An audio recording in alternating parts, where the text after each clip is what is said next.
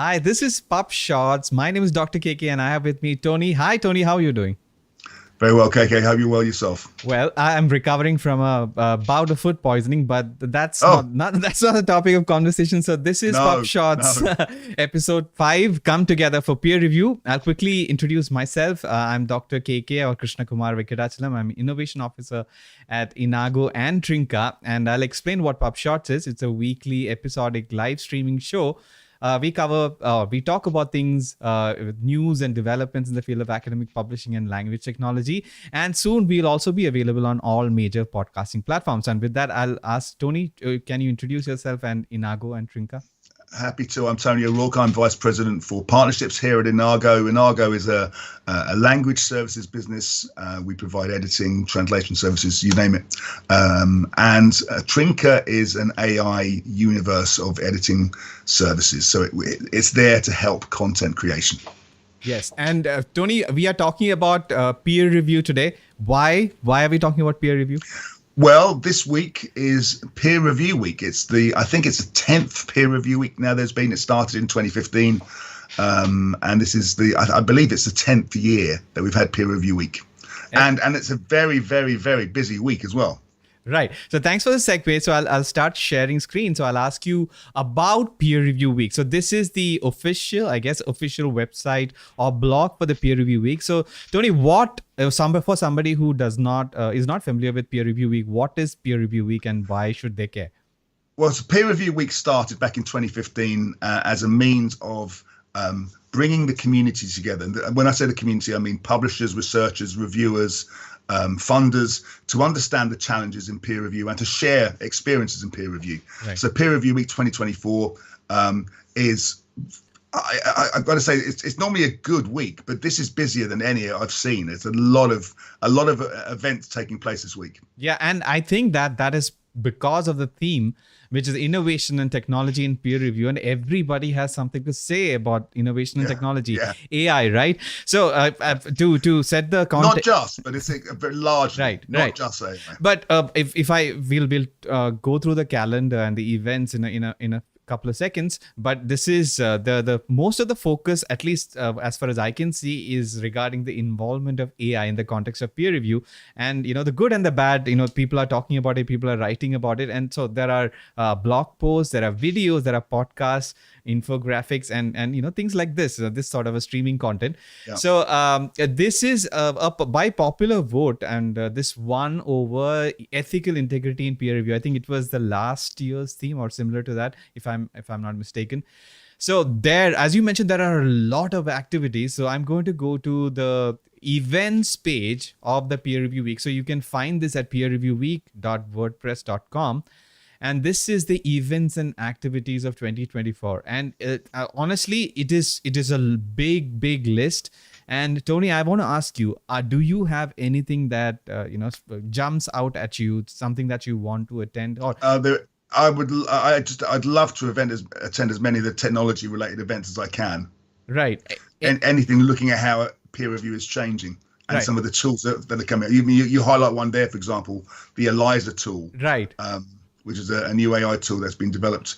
There are just so many different events that are taking place. I'm going to try and attend as many of the technology related ones as I can. Right. And unfortunately, Tony, I don't know if you've noticed it, the sequence or the listing of the results or the events is not in a chronological order. So it is quite difficult to sort of manage it. So Tony, you mentioned... Yeah, but the nice thing about it is most of these events are recorded anyway. So we can always go back and view them afterwards if we register. Right. So I wanted to attend the ELIZA event and I had subscribed to it. There are, I think, two separate events. One, I guess, in the mid-afternoon India time today and something later on in the evening. But I was not able to get into it. It was on Microsoft Teams. But anyway, so there are other things like navigating challenges in peer review. And I attended a couple of ones yesterday, one by MDPI, or rather it was an event sponsored by them. And we have a story that we'll talk about in a minute. And it was about the changing sort of landscape in terms of AI, and very interesting thoughts. I mean, have you heard or have you read something interesting in the last week or so regarding peer review in the context of peer review week? In the context of Peer Review Week, not specifically, but I have read some very interesting pieces around the future of peer review.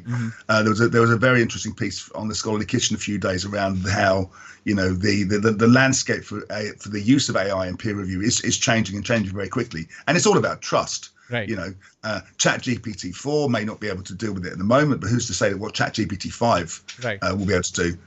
So it's a very, very interesting space. Yeah. So this is the event that I attended yesterday. It was very interesting, and I have some notes. I'll see if I can share some of my thoughts.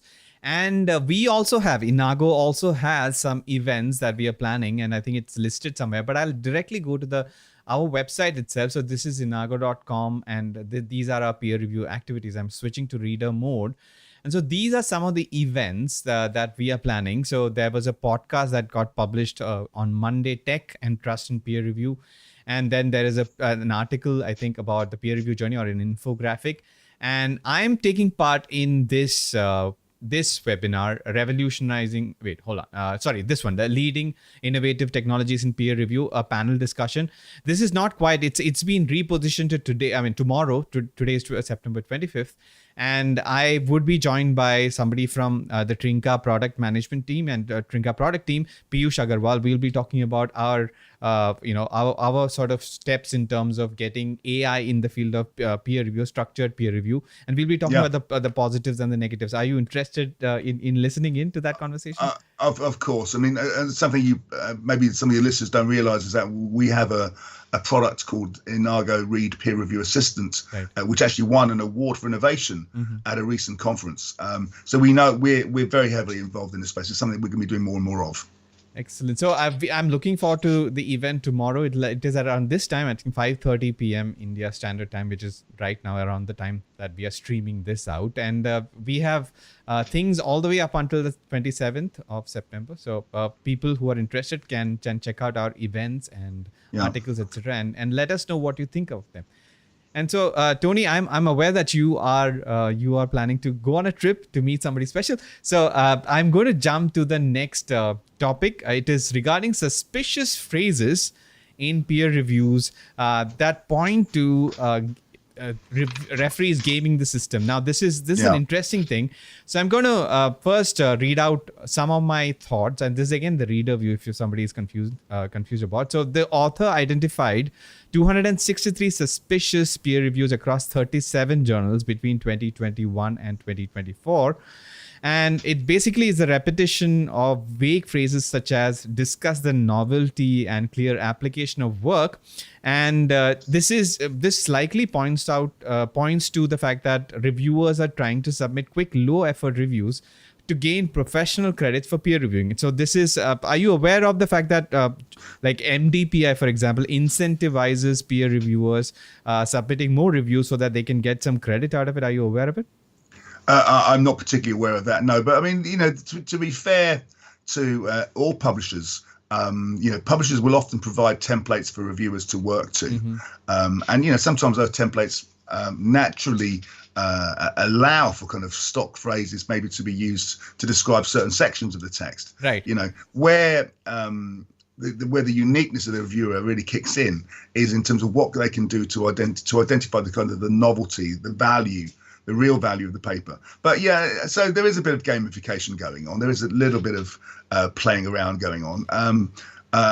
It's a difficult thing to control in this ecosystem because you've got so many papers being submitted now to journals. They're looking at 5 million papers to be published in this year. Right. 5 million papers. That would probably equate to something like 10 million submissions. I don't know. It's a lot of reviewers are being asked to review and are not able to do so. So the alternatives have to be found. Right. And so as I mentioned, MDPI offers reviewers a credit toward future publishing fees. So that is an incentive. That is something that we have to be keeping in mind while we discuss this. So and there are other incentive schemes as well. I mean, the publishers will do their own things. They could be other programs that will incentivize and reward the reviewer for the time that they've spent. Right. So one of the reviewers who was responsible for 56 reviews defended their work, stating that MDPI requested a structured format to improve clarity. So this is what, Tony, you were mentioning about the absolutely right. I mean, it's a structured approach. I mean, and unfortunately, the system failed. That particular piece of research, I don't think quite fully appreciated that. There was a standard approach that was being asked for by the reviewer. Right. And so MDPI has already stated that it has implemented software tools to detect template-based reviews and self-citations, rejecting more than 30,000 reviews in 2023. So in general, we are still sort of talking about the systemic pressures, including the need for researchers to publish more articles. So we talked about publish or perish, right, a couple of episodes ago. And also the shortage of quality reviewers. You mentioned 5 million articles to be published. So we need that many reviewers. Most often we have 2 or 3 reviewers per article, and there is a lot more review rejections as well. So there are a lot of problems to be solved, and I guess technology has to play its role in solving some of these. Technology will play a role, absolutely, in terms of making it easier for the reviewer to make the right decision about whether they should review a paper or not. Right. So talking about technology, Scholarly Kitchen, which is a great source for somebody who's learning how the world of academic publishing works, has a lot of articles published on the theme of peer review week. So I have 2 articles that we will discuss in this. Tony, I'm also submitted an article. I've also submitted an article, and it's under review right now. Hopefully it'll come out next week. But let's talk about this article, which is Ask the Chef's version of Peer Review Week 2024. A lot of people have weighed in. Have you read this article, Tony? Yeah. I have indeed, yeah. And do you have any preliminary thoughts on this? There's nothing in those particular thoughts of those chefs that sort of contradict my own feelings. All of the chefs see a role for technology, but it has to be human led. Right. There is the process, but as I think I mentioned in the previous session, I think in 2024 we're kind of in a holding pattern. Right. We're really going to see the value of AI in peer review, and it has been expressed by these chefs here, coming into force over the next couple of years. So, in terms of people who I sort of look or rather to refer to in terms of techno-forward or AI-forward stances. So one is Avi Steinman, who proposes a hybrid model, which I thought was very interesting. Avi proposes that the initial desk review, which can be automated, I think he's not actually mentioning it here, which can be semi-automated by screening, etc. And no. The human desk review is a very specific stage. That's kind of a screening process that takes place before the review process, and that's how that human desk review might use technology. Yeah, that's what I mean. Semi-automated. He's not mentioning it here. And then he suggests an automated AI review, which does not seem to involve humans. And he has a reasoning why he's doing it. And then that reviewed let's say paper is sent back to the author who will revise it, and then the reviewers read through the revised research to make determination regarding novelty, etc., etc. Yeah. So now his reasoning is that researchers generally know when to disregard bad suggestions the same way they do with human reviews. Now, I thought this was quite interesting, and this is another sort of a new way to look at it. Your thoughts, Tony? Oh, listen, I think this is what Avi and other chefs here have indicated is kind of the way peer review is going to go, in terms of technology being used to do some of the more routine, not mundane, but kind of complex data checking analysis, in order for the reviewer to really focus on the interesting outcomes. You highlighted Mr. Fanula here.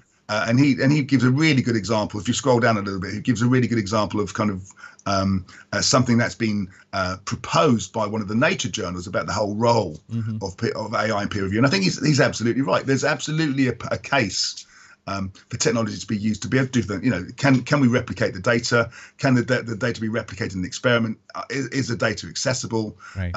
These are things that AIs can do.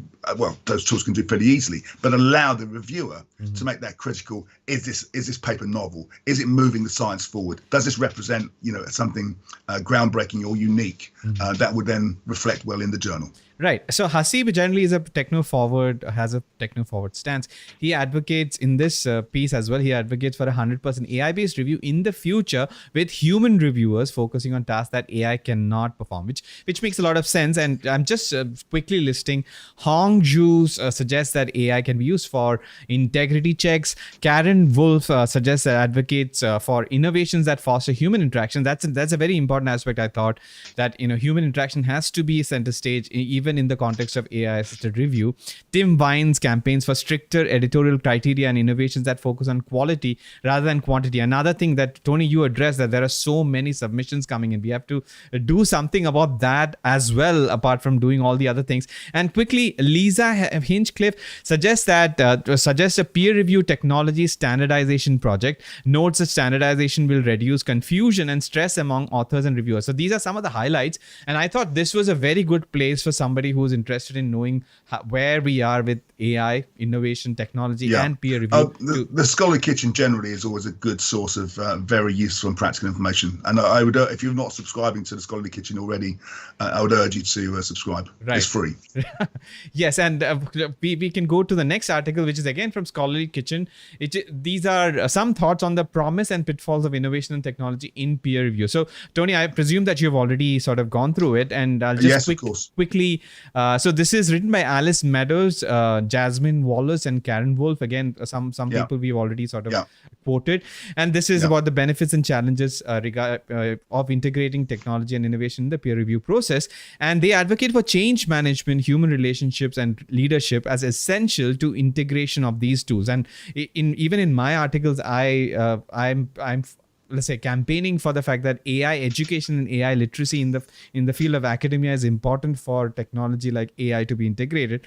And they also talk about partnerships such as the one, I think we'll talk about this in detail in the next episode, the partnerships between CreaDoc and DataSeer, focusing on data sharing and research integrity, and technical skills like markup languages, Excel, Microsoft Excel, and dataset modeling are essential for assessing peer review tools.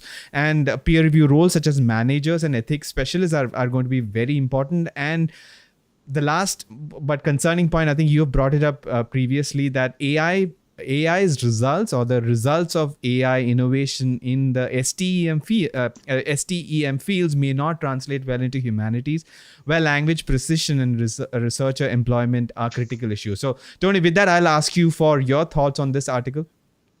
No, I think I may have jumped the gun when I talked about that role. It was this article which talked about the kind of the role, the way that AI can help the reviewer in terms of allowing them to not have to deal with the kind of the mundane, the standard routine technical checks, but really to focus on the paper itself.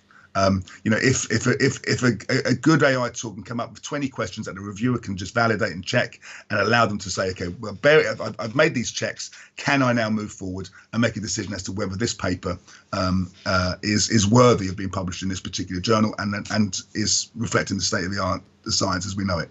Right. So apart from all of this, I mean, I've been reading a lot and listening to other webinars and conversations like this. One interesting thing that was brought up in a conversation is that people are expecting publishers to adopt big publishers to adopt like a large language model and let reviewers and researchers play with it and be comfortable, so that instead of forcing it on them. So, Tony, your thoughts on such a potential integration? Yeah, I think we talked about this in the previous episode. My main concern, and I'm sure there's a concern that I know is being expressed by publishers, is about rights and permissions. And if we're building large language models, what are we building it with?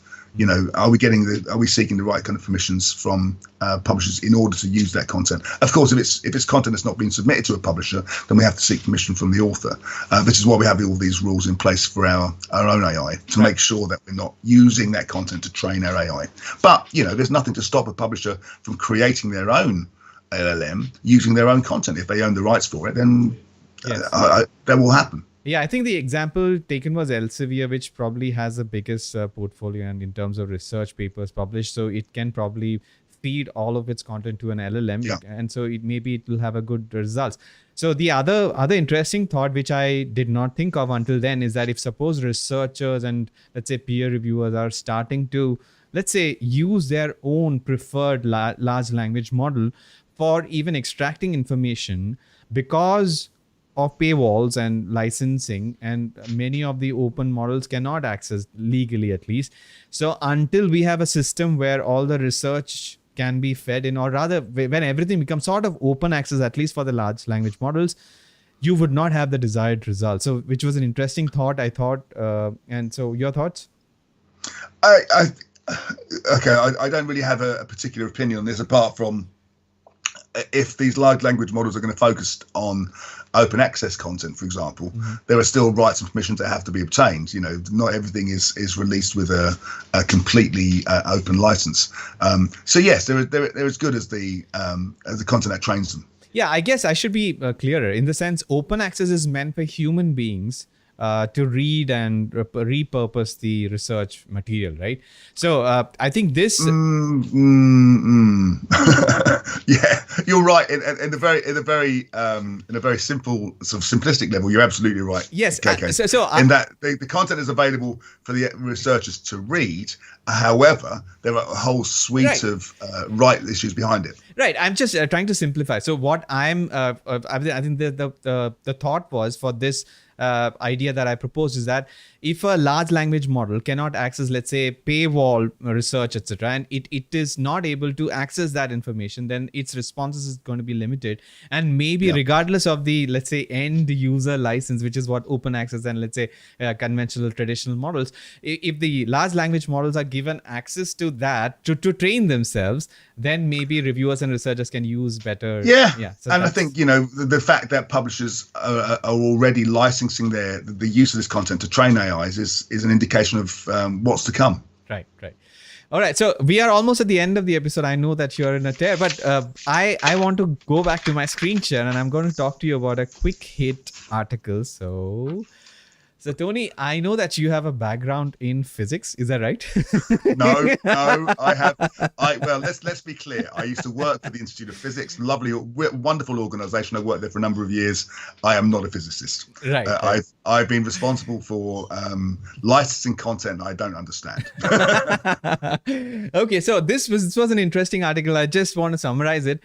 So basically, physicists have observed quantum entangled quarks for the first time, which is incredible in my opinion. And this is purely, I mean, this is all I want to talk about, but I want to segue into quantum entanglement is a big thing in popular, let's say popular media right now, and a couple of big TV shows. I don't know if you've watched them. Three Body and Dark Matter are based on. Problem. Yeah, Three Body Problem is a book, and I think it's called Three Body, if I'm not mistaken. The Chinese version is called Three Body. I'm not sure about the Netflix English version. And I personally have watched the Netflix version. I haven't finished the Chinese version, and I think the Chinese version is much better with subtitles and everything.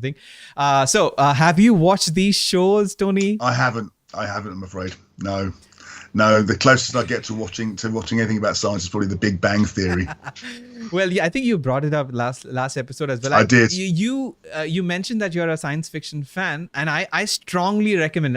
Barack Obama recommended Three Body Problem as one of the best books that he has read, and I've already read the entire trilogy twice, and I cannot heavily recommend that book. It is one of the best, that book, The Three Body Problem, is one of the best books that I've read. But I cannot believe, and I'm saying this, that the second book is better than the first by a mile, and the third book is better than the first and the second by a mile. So please, strong recommendation. So Dark Matter, it is more accessible. It is more popular science fiction, I think.